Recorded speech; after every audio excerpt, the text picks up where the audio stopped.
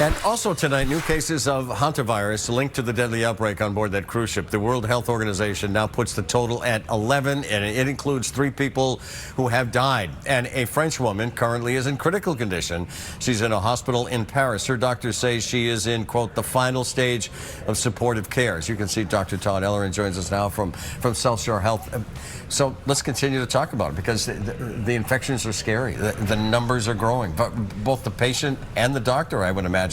So what is the biggest challenge right now that you see?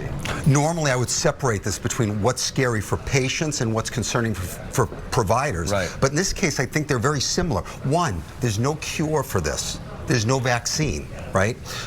Two, the rapid, unpredictable deterioration. It can start off like the flu, very common, right? But then it can deteriorate very rapidly.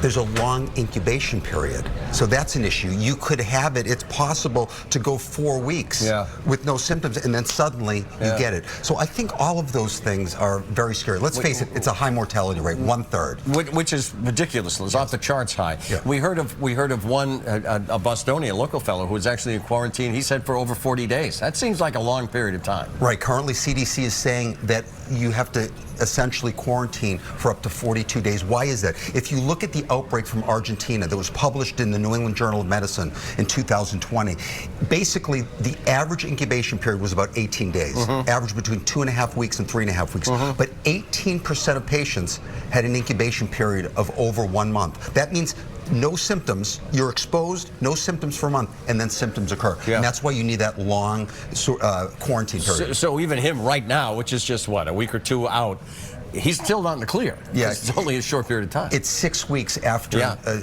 disembarking. So federal health officials now say that the risk to the general public is very low. We heard at the very beginning of this, is you can't, people to people doesn't exist. It comes from rat feces, rat excrement. And what's the story with that? It appears that it's moving from people to people. Look, I think what's important to know is the overwhelming majority of outbreaks do not have pandemic potential, and this is no exception.